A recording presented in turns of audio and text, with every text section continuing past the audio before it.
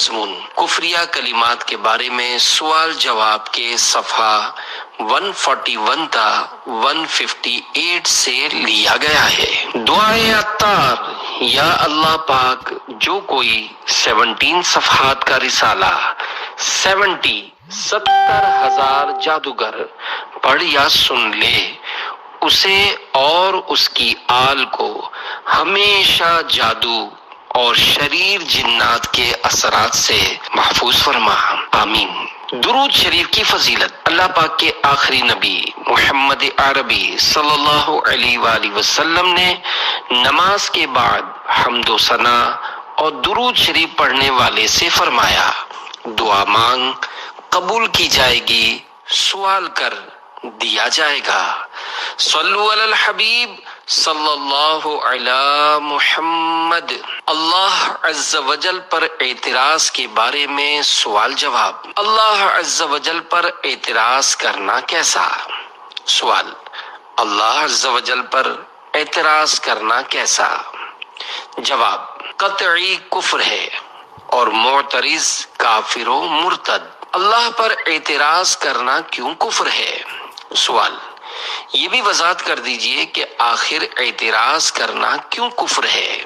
جواب: اللہ عز و جل پر اعتراض سے بچنے کا شریعت میں حکم ہے اور ہر مسلمان کا حکم شریعت کے آگے سر تسلیم خم ہے۔ اللہ عز و جل خالق و مالک ہے، اسی عز و جل کے پیدا کردہ بندے کا اس عز و جل پر اعتراض کرنا اس عز و جل کی شدید ترین توہین ہے، معاذ اللہ عز و جل۔ اگر اعتراض کی اجازت دے دی جائے تو پھر جس کی سمجھ میں جو کچھ آئے گا وہ کہتا پھرے گا کہ مثلاً اللہ عز و جل نے فلاں کام کیوں کیا، فلاں کام کیوں نہیں کیا، اس کو یوں نہیں اور یوں کرنا چاہیے تھا، وغیرہ وغیرہ۔ اگر عقلاً بھی دیکھا جائے تو اعتراض کرنا غلط ہی ہے، کیونکہ اعتراض اس پر قائم ہوتا ہے جس میں کوئی خامی ہو یا جو غلطیاں یا غلط فیصلے وغیرہ کرتا ہو، جبکہ رب کائنات عز و جل کی ذات ستودہ صفات ہر طرح کی خامی و خطا سے پاک ہے۔ ہاں، یہ بات جدا ہے کہ ناقص العقل بندہ بعض باتوں کی مصلحتیں نہ سمجھ پائے۔ بہرحال مسلمان کو چاہیے کہ اللہ عز و جل کے ہر کام کو مبنی بر حکمت ہی یقین کرے، خواہ اس کی اپنی عقل میں آئے یا نہ آئے، زبان پر آنا کجا، دل میں بھی اعتراض کو جگہ نہ دے۔ اس ضمن میں فتاوی رضویہ شریف جلد 29 میں موجود ایک تفصیلی فتوے سے سرخیوں اور اپنی بساط پر تسہیل یعنی سہل کرنا، آسان کرنا کے ساتھ اقتباس پیش کرنے کی سعادت حاصل کرتا ہوں۔ اعتراض کرنا کیوں کفر ہے؟ اس کا جواب انشاء اللہ عز و جل بہت اچھی طرح سمجھ میں آ جائے گا۔ چنانچہ میرے آقا اعلی حضرت امام اہل سنت ولی نعمت عظیم البرکت عظیم المرتبت پروانہ شمع رسالت مجدد دین و ملت حامی سنت ماحی بدعت عالم شریعت پیر طریقت باعث خیر و برکت حضرت علامہ مولانا الحاج الحافظ القاری شاہ امام احمد رضا خان رحمت اللہ علیہ فرماتے ہیں، 70,000 جادوگر سجدے میں گر گئے۔ ابن جریر نے حضرت انس رضی اللہ عنہ سے روایت کیا کہ جب سیدنا موسیٰ علیہ السلام کو مولا عز و جل نے رسول کر کے فرعون کی طرف بھیجا، موسیٰ علیہ السلام چلے تو ندا ہوئی، مگر اے موسیٰ، فرعون ایمان نہ لائے گا۔ موسیٰ علیہ السلام نے دل میں کہا، پھر میرے جانے سے کیا فائدہ ہے؟ اس پر 12 علماء ملائکہ عظام علیہم السلام نے کہا، اے موسیٰ، آپ کو جہاں کا حکم ہے جائیے، یہ وہ راز ہے کہ با وصف کوشش یعنی کوشش کے باوجود آج تک ہم پر بھی نہ کھلا، اور آخر نفع بعثت یعنی رسول کے بھیجنے کا فائدہ سب نے دیکھ لیا کہ دشمنان خدا ہلاک ہوئے، دوستان خدا نے ان کی یعنی حضرت موسیٰ علیہ السلام کی غلامی اختیار کر کے عذاب سے نجات پائی۔ ایک جلسے میں 70,000 ساحر سجدے میں گر گئے اور ایک زبان بولے، آمنا برب العالمین رب موسیٰ و ہارون۔ ترجمہ کنز ایمان، ہم ایمان لائے جہان کے رب پر جو رب ہے موسیٰ اور ہارون کا۔ درس عطار۔ پیارے پیارے اسلامی بھائیوں، یاد رکھیے انبیاء کرام علیہم السلام معصوم ہوتے ہیں، وہ ہرگز اللہ عز و جل پر اعتراض نہیں کرتے۔ سیدنا موسیٰ کلیم اللہ علیہ السلام کے دل میں خیال آنا معاذ اللہ عز و جل بر بنائے اعتراض نہیں، حکمت پر غور کرتے ہوئے تھا، اور آپ علیہ السلام کو حکمت کانوں سے سنانے بتانے کے بجائے آنکھوں سے دکھانے کی ترکیب فرمائی گئی، اور وہ یہ کہ فرعون چونکہ شقی ازلی یعنی ہمیشہ کے لیے بدبخت تھا، اس لیے ایمان نہ لایا، مگر آپ علیہ السلام کے اس ازلی کافر کے پاس نیکی کی دعوت دینے کا ثواب کمانے کے لیے تشریف لے جانے کی برکت سے 70,000 جادوگر ایمان لے آئے۔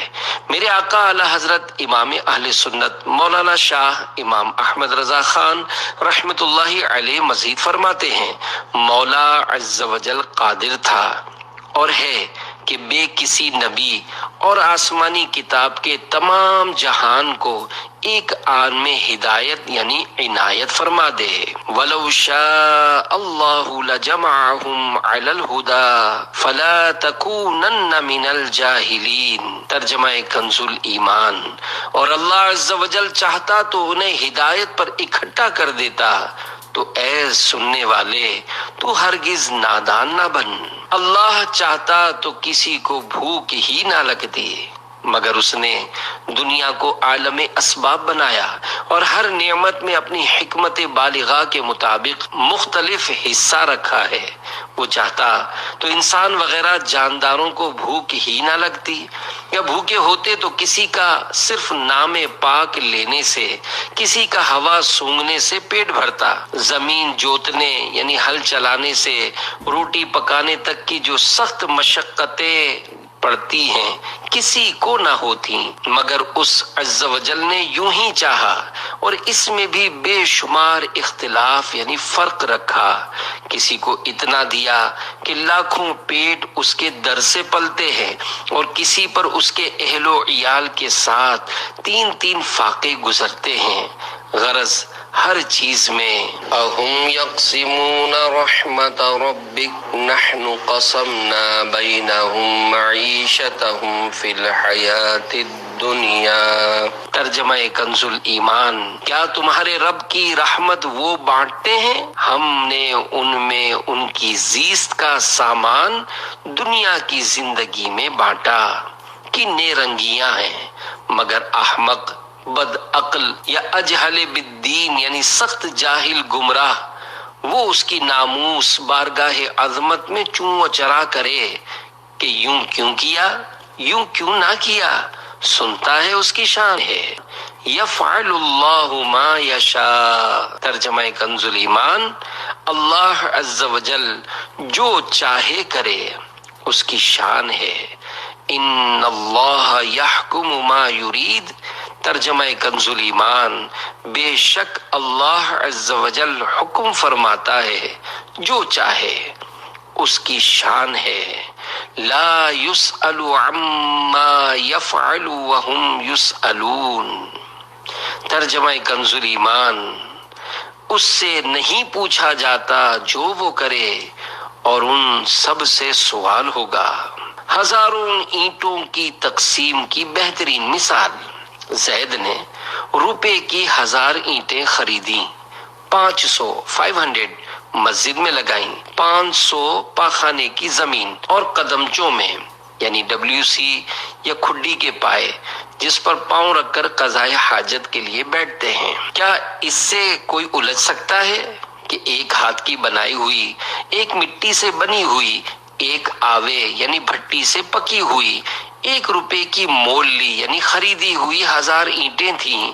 ان 500 میں کیا خوبی تھی کہ مسجد میں صرف یعنی استعمال کی، اور ان میں کیا عیب تھا کہ جائے نجاست یعنی نجاست خانے میں رکھیں۔ اگر کوئی احمق اس اپنے پلے سے اینٹیں خرید کر لگانے والے سے پوچھے تو وہ یہی کہے گا کہ میری ملک تھی، میں نے جو چاہا کیا۔ بادشاہ سے الجھنے والے فقیر کو کوئی عقل مند نہیں کہتا۔ جب مجازی یعنی حقیقی جھوٹی ملک کا یہ حال ہے تو حقیقی سچی ملک کا کیا پوچھنا۔ ہمارا اور ہماری جان و مال اور تمام جہاں کا وہ ایک اکیلا پاک مالک ہے۔ اس کے کام، اس کے احکام میں کسی کو مجال دم زدن یعنی دم مارنے کی جرت کیا مانا؟ کیا کوئی اس کا ہمسر یعنی ہم پلہ یا اس پر افسر ہے جو اس سے کیوں اور کیا کہے؟ مالک علی الاطلاق یعنی مالک مطلق، ہر کام کا مالک و مختار ہے، بے اشتراک ہے یعنی شرکت سے پاک، جو چاہا کیا اور جو چاہے کرے گا، ذلیل فقیر، بے حیثیت حقیر، اگر بادشاہ جبار سے الجھے تو اس کا سر کھجایا ہے، شامت نے گھیرا ہے۔ اس یعنی بادشاہ سے الجھنے والے سے ہر عاقل یعنی عقل مند یہی کہے گا، او بد عقل بے ادب، اپنی حد پر رہ۔ جب یقیناً معلوم ہے کہ بادشاہ کمال عادل اور جمیع کمال صفات میں یکتا و کامل ہے تو تجھے اس کے احکام میں دخل دینے کی کیا مجال؟ گدائے خاک نشینی تو حافظہ مخروش، نظام مملکت خویش خسراواں دانند۔ تو خاک نشین گداگر ہے اے حافظ، اپنی سلطنت کے نظام کو۔ سیٹھ تو دانا نوکر پر بھی اعتراض نہیں کیا کرتا۔ افسوس کہ دنیاوی مجازی غیر حقیقی جھوٹے بادشاہوں کی نسبت تو آدمی کو یہ خیال ہو، اور ملک الملوک یعنی بادشاہوں کا بادشاہ، بادشاہ حقیقی جل جلالہ کے احکام میں رائے زنی کرے۔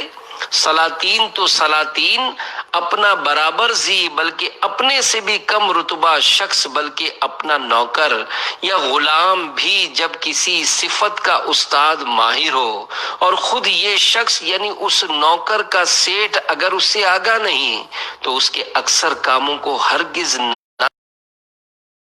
یہ سیٹھ اتنا ادراک یعنی شعور ہی نہیں رکھتا مگر عقل سے حصہ ہے، تو سیٹھ ہونے کے باوجود اس نوکر پر معترض بھی نہ ہوگا، جان لے گا کہ یہ اس کام کا استاد و حکیم ہے۔ میرا خیال وہاں تک نہیں پہنچ سکتا، غرض اپنی فہم یعنی عقل کو قاصر یعنی ناقص جانے گا، نہ کہ اس نوکر کی حکمت کو۔ ارباب حکیم حقیقی عالم السر والخفی عز جلالہ کے اسرار یعنی بھیدوں میں خوض یعنی غور کرنا، اور جو سمجھ میں نہ آئے اس پر معترض ہونا اگر بے دینی نہیں تو جنون یعنی پاگل پن ہے، اگر جنون نہیں تو بے دینی ہے، والعیاذ باللہ رب العالمین۔ اور اللہ عز و جل کی پناہ جو تمام جہانوں کا پروردگار ہے۔ مقناطیس قطب تارا کی طرف کیوں؟ یہ اعتراض کوئی بھی نہیں کرتا۔ اعلیٰ حضرت رحمت اللہ علیہ مزید فرماتے ہیں، اے عزیز، کسی بات کو حق جاننے کے لیے اس کی حقیقت جاننی لازم نہیں ہوتی۔ دنیا جانتی ہے کہ مقناطیس لوہے کو کھینچتا ہے اور مقناطیسی قوت دیا ہوا لوہا ستارہ قطب کی طرف توجہ کرتا ہے، یعنی مقناطیس کی خاصیت یہ ہے کہ اس کا رخ قطب تارہ کی طرف ہی رہتا ہے، مگر اس کی حقیقت و کنہ یعنی طے کوئی نہیں بتا سکتا کہ اس زمینی لوہے اور اس افلاکی آسمانی ستارے میں کہ یہاں سے کروڑوں میل دور ہے، باہم کیا الفت اور کیوں کر اسے اس کی جہت یعنی سمت کا شعور یعنی سمجھ ہے۔ اور ایک یہی نہیں، عالم میں ہزاروں ایسے عجائب ہیں کہ بڑے بڑے فلاسفہ خاک چھان کر مر گئے اور ان کی کناں یعنی طے نہ پائی، پھر اس نہ جاننے سے ان باتوں یعنی ان ہزاروں عجائبات کا انکار نہیں ہو سکتا۔ آدمی اپنی جان ہی کو یعنی اپنے ہی بارے میں بتائے کہ وہ کیا شے ہے جسے یہ میں کہتا ہے، اور کیا چیز جب نکل جاتی ہے تو مٹی کا ڈھیر بے حس و حرکت رہ جاتا ہے۔ اللہ نے میری قسمت اچھی نہیں بنائی، کہنا کیسا؟ سوال: اگر کوئی یوں کہے میں بہت پریشان ہوں، پتہ نہیں کیا خطا مجھ سے ایسی ہوئی ہے جس کی مجھ کو سزا مل رہی ہے۔ میں نے دیکھا اللہ عز و جل مجھ سے بالکل خوش نہیں، اور اللہ عز و جل نے میری قسمت ابھی تک تو ذرا بھی اچھی نہیں بنائی، اس بارے میں کیا حکم ہے؟ جواب: یہ جملہ کہ پتہ نہیں کیا خطا مجھ سے ایسی ہوئی ہے جس کی مجھ کو سزا مل رہی ہے، بہت برا ہے۔ ایسا ہرگز ہرگز نہ کہا جائے، کیونکہ ہم گناہوں سے معصوم نہیں، ہم تو خطاؤں میں سر تا پا ڈوبے ہوئے ہیں۔ گناہوں سے معصوم صرف انبیاء و فرشتے علیہم الصلاۃ والسلام ہیں۔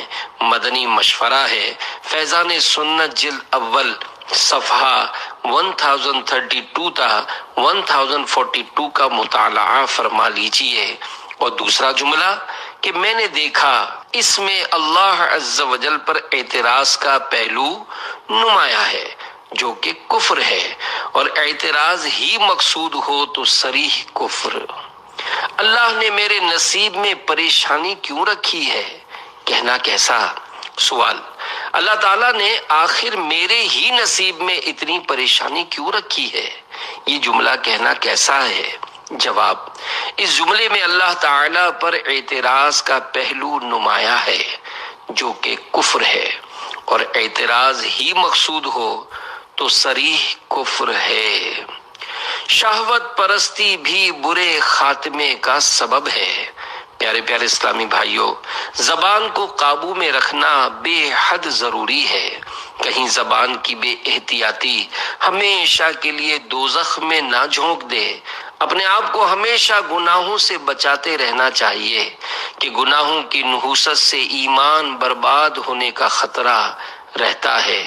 یاد رکھیے، شہوت پرستی بھی برے خاتمے کا ایک سبب ہے، لہذا جن کو غیر عورتوں کے خیالات تنگ کریں یا امرد حسین یعنی پرکشش لڑکے سے شہوت کے باوجود دوستی، نزدیکی یا ان کو لذت کے ساتھ دیکھنے، لپٹا لینے، مذاق مسخری و کھینچا تانی کرنے، گلے میں ہاتھ ڈالنے کی خواہش ہو، وہ اس حکایت کو سن لیا کریں یا ذہن میں دہرا لیا کریں۔ دو امرت پسند مؤذنوں کی بربادی۔ دعوت اسلامی کے اشاعتی ادارے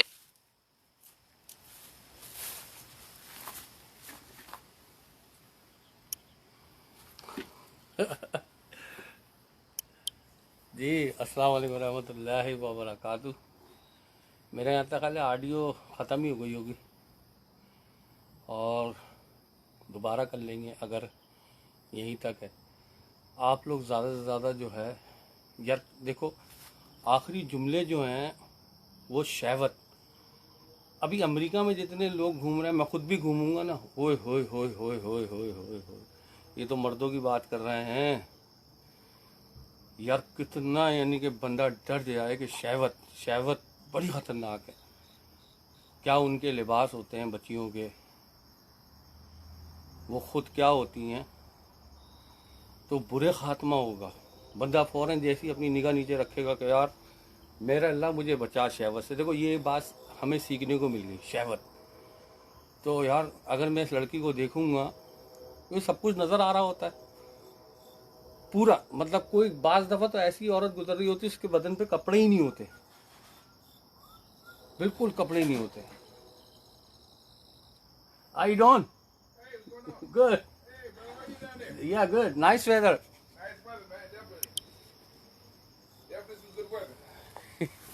Nice weather today. Picture? Hmm?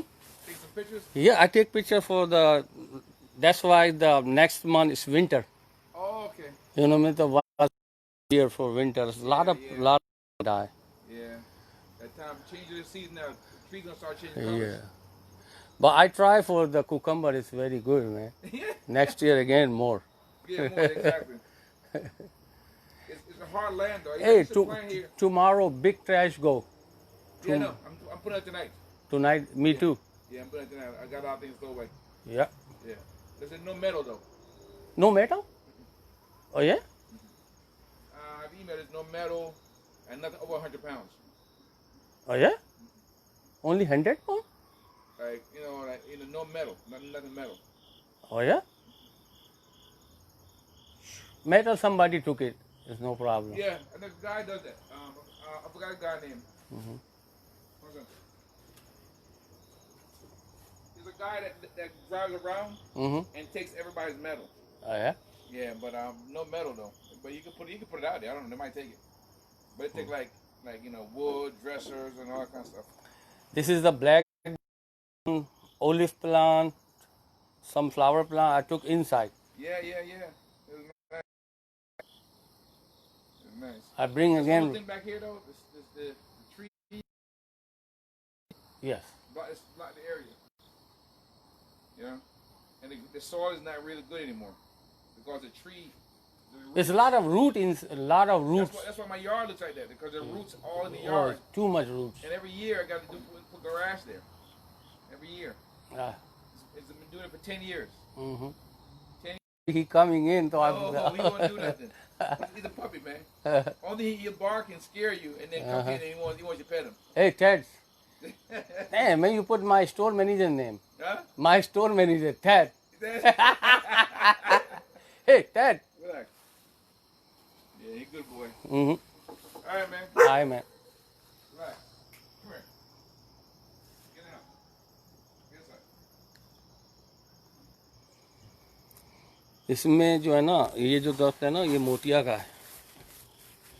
ये जैतून है, ये मोतिया है. आ रहा है मोतिया. इसको अंदर ले जाएंगे हम.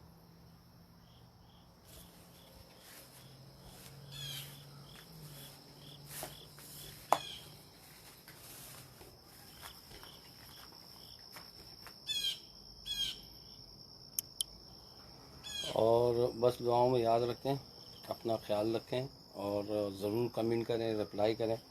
और मैं ऑडियो दोबारा भेज दूंगा क्योंकि आज जो है शब जुम्मा है और जुम्मे की नमाज से पहले जो है इसका मैसेज देना होता है कि कितने लोगों ने सुन ली.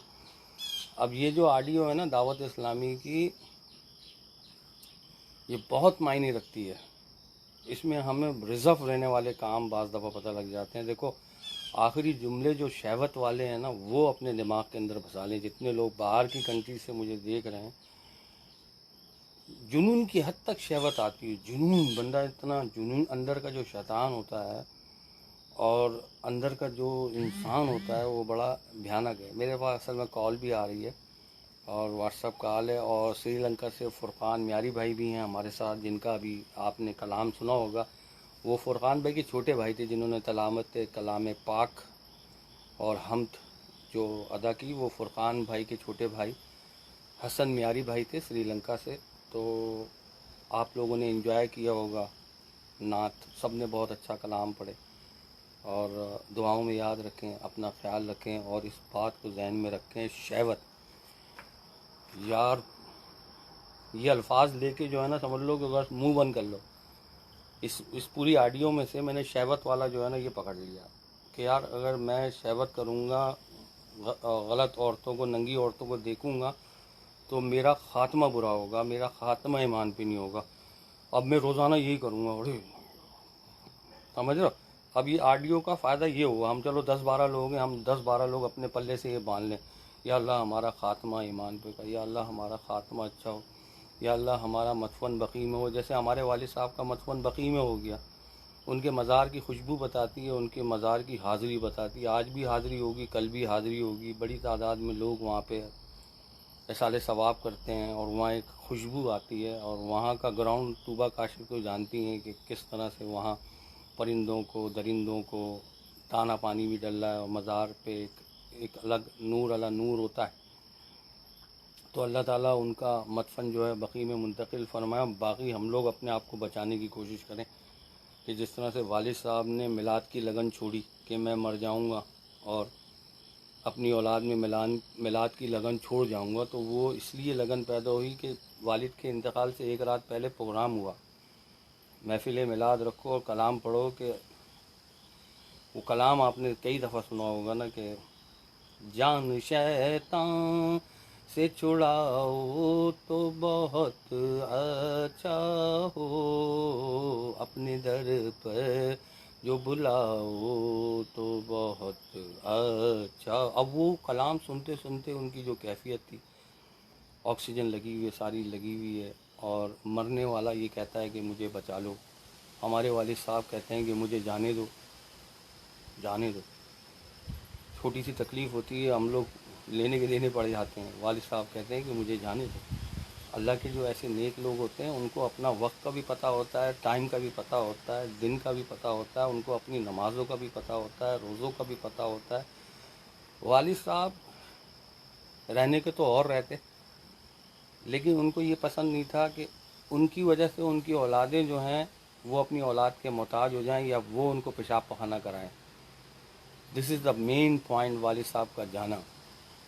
میرا جیسا بندہ ہو تو کہیں بچے کراتے رہیں گے جتنا جی لوں، پتہ نہیں آگے کیا معاملہ ہو میرے ساتھ ہے، لیکن والد صاحب کو یہ پسند نہیں تھا، وہ چلے گئے اپنے ہاتھ پیروں پہ چلے گئے۔ اللہ تعالیٰ ان کا جانا ہمارے لیے باعث برکت ہے کہ پہلے ہمارے رابطے جو تھے وہ زمین والوں سے تھے، اب ہمارے رابطے جو ہیں پار والوں سے ہیں۔ ہم سے ذرا خاص آپ کے لیے تو کاشی تو سمجھ رہے، اب ہمارے رابطے جو ہیں وہ پار والوں سے ہیں، تو پار والوں سے جن کے رابطے ہوتے ہیں ان سے رابطے میں رہنا، ان سے منقطع نہیں ہونا۔ دعاؤں میں یاد رکھیں، کام بہت بہت زیادہ کام ہے، کام ہی کام ہے، دعاؤں میں یاد رکھیں۔ جزاک اللہ۔